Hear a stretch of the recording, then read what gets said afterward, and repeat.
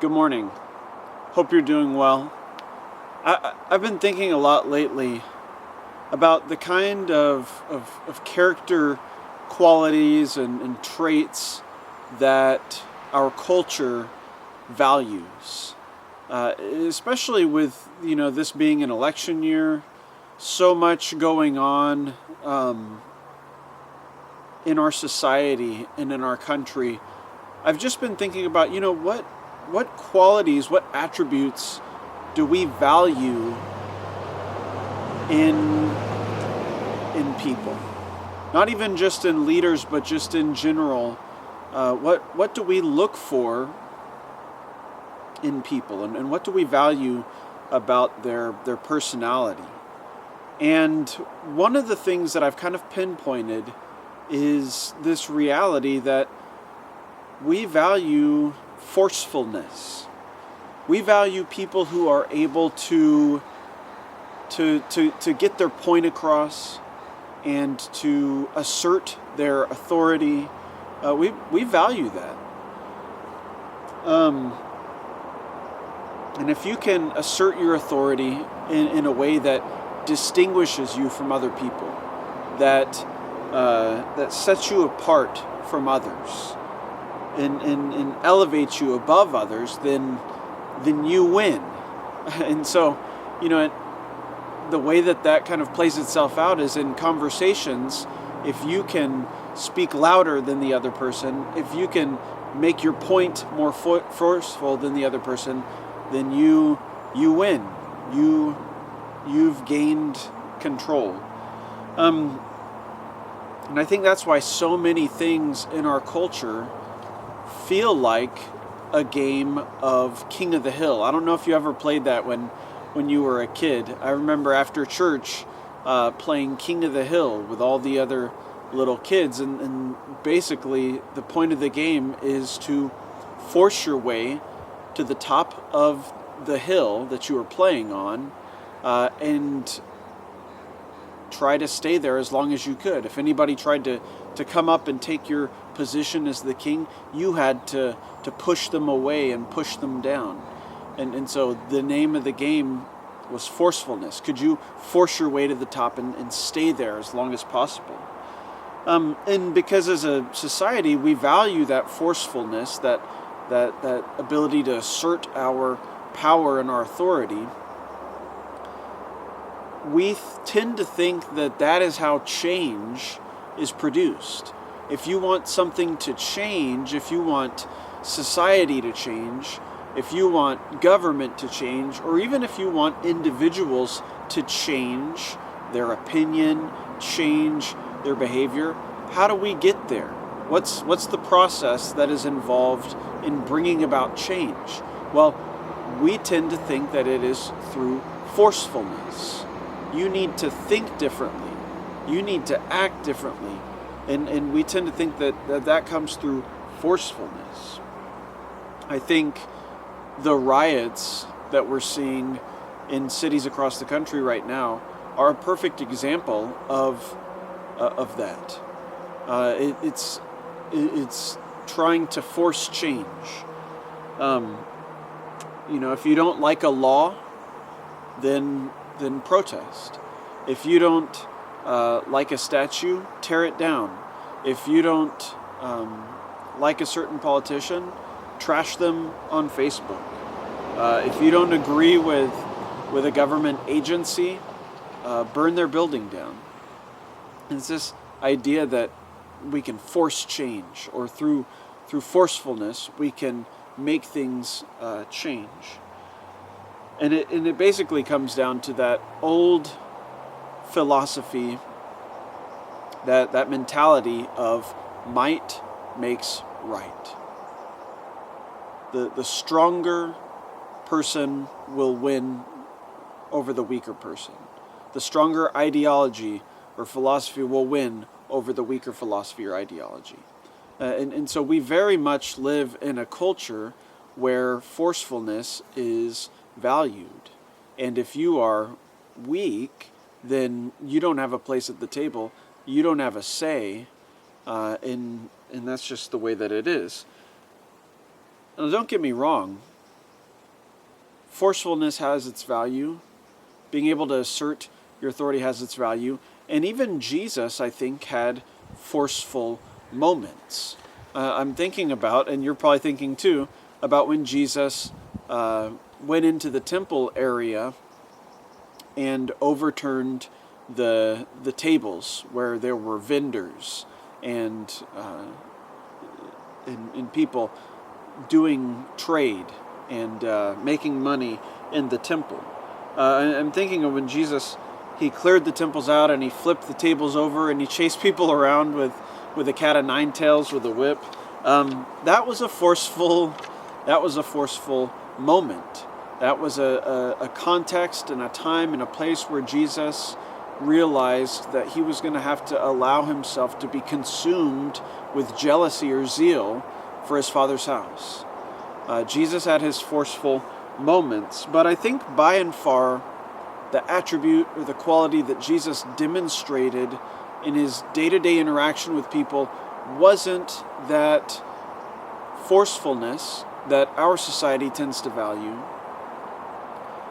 I think it was a radical, humble gentleness that Jesus demonstrated in his interactions with people. It was a shocking, radical, humble gentleness that Jesus showed when he interacted with people. Jesus calls himself gentle in Matthew 11:28 and 29. And I guess before we jump into this text, that's what I want to say. I want to challenge us to be gentle. In a culture that values forcefulness, I want to challenge us to be gentle like Jesus. I want us to be the subversive force that values gentleness over forcefulness. I think that we can really make waves in our local community, in our society, in our country, if instead of capitulating to forcefulness, we seek to be like Jesus and show gentleness. And that's not easy. But let's look at some verses that talk about how Jesus was even self-described as being gentle.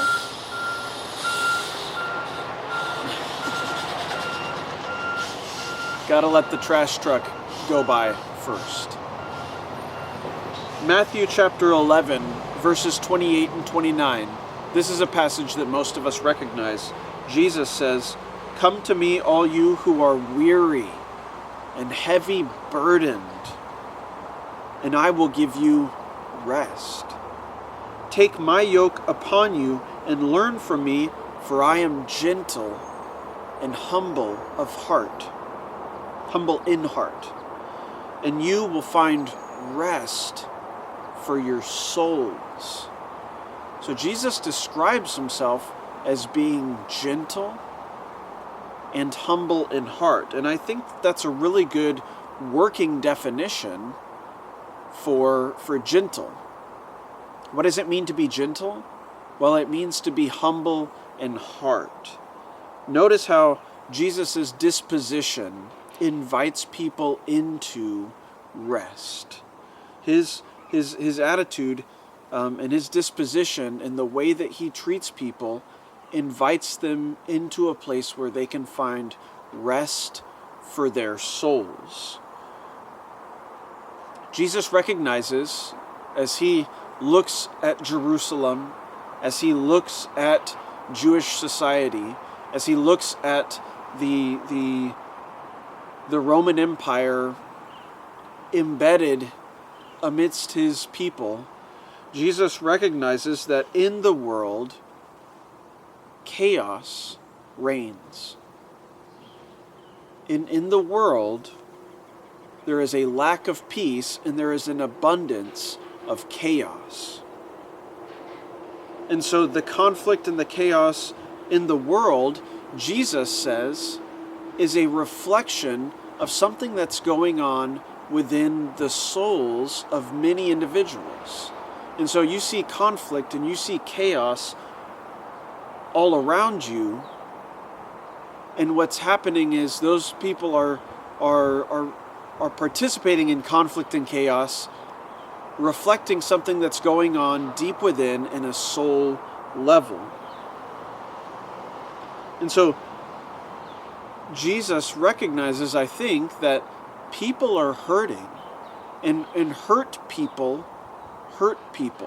People who experience emotional chaos will participate in physical chaos. People who are feeling inner conflict will participate in external conflict. And so I think Jesus recognizes something about the world, and that is that the chaos that reigns externally in the world is a chaos that is experienced internally by many individuals who don't know God. And so Jesus realizes this, and instead of being forceful with a world that is forceful, instead of being forceful with a world that is experiencing chaos and conflict, Jesus' approach is to use gentleness and invite people into a place where they can find rest for their souls. In a sense, Jesus says the only answer to the conflict and chaos that you see around us is that people would find rest for their souls.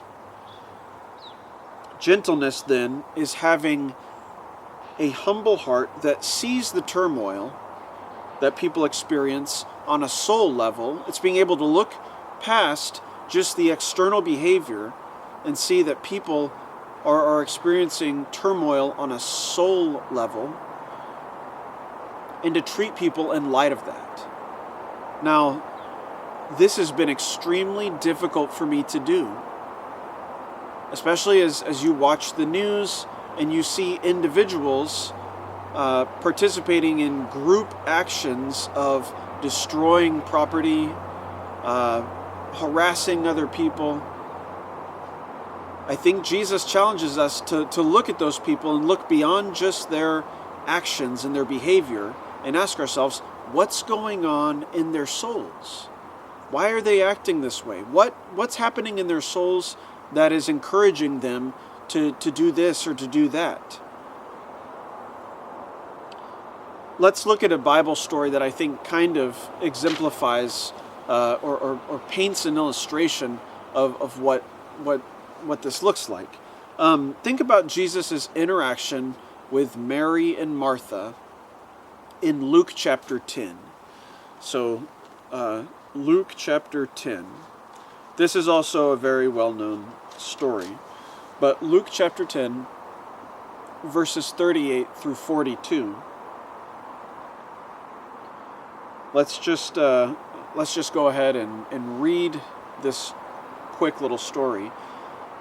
Now, as they were traveling along, Jesus entered a village, and a woman named Martha welcomed him into her home. She had a sister called Mary who was seated at the Lord's feet listening to his word, but Martha was distracted with all of her preparations. And she came up to him and said, "Lord, don't you care that my sister has left me to do all the serving alone? Tell her to come and help me." But the Lord answered and said to her, "Martha, Martha, you are worried and bothered about so many things, but only one thing is necessary. For Mary has chosen the good part, which shall not be taken away from her."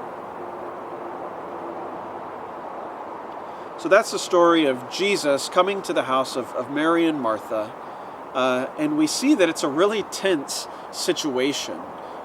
Martha has invited Jesus into her home, and while she's trying to get things ready and be a good hostess, her sister Mary is just captivated by Jesus. She's just sitting at Jesus' feet, listening to what he's saying, hanging on every one of his words, and she's saying, "Hey, I need some help here." And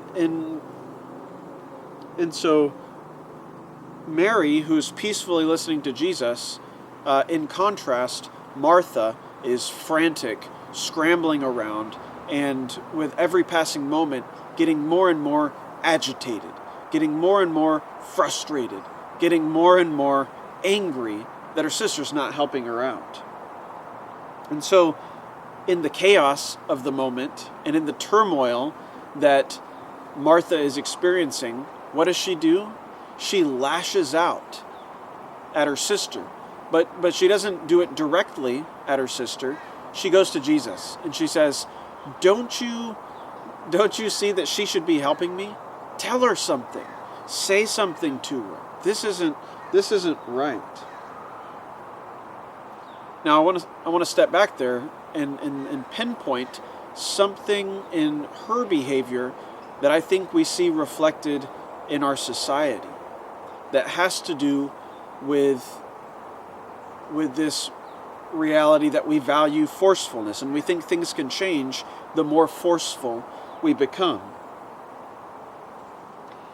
Isn't Martha, or doesn't our society respond to perceived problems the same way that Martha did?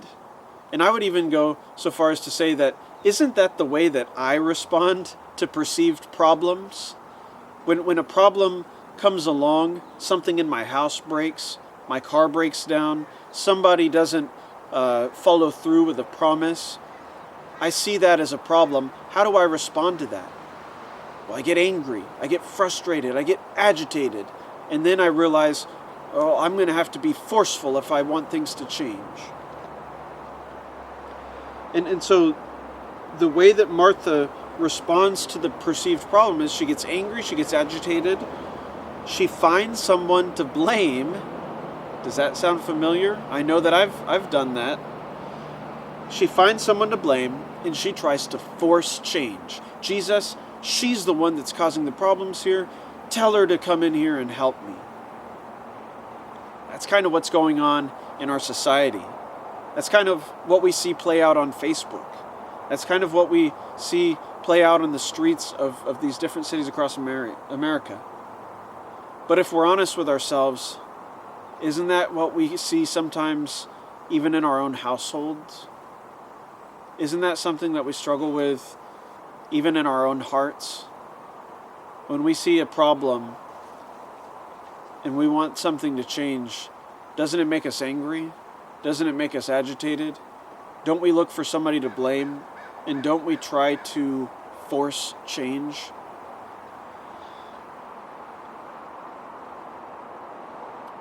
Jesus knows exactly what to do in this moment. He knows that the only way to diffuse the situation and de-escalate the tension is not to come in with forcefulness, but to bring in this radical gentleness. And so in humility of heart, Jesus sees that Martha is worried and upset about many things. That's verse 41.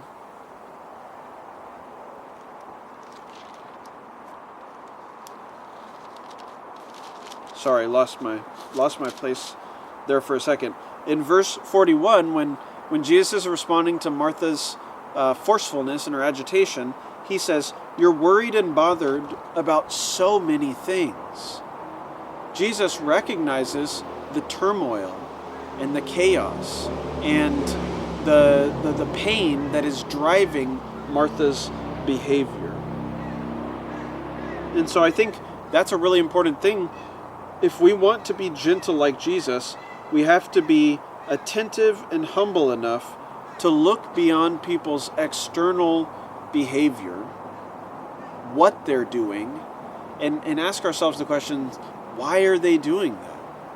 I see what they're doing, and I understand that they're trying to change things, but the question is, why are they doing it? And so Jesus looks beyond her external behavior to recognize that there's a deep inner turmoil, a deep interior chaos that is driving Martha's external behavior, her exterior forcefulness.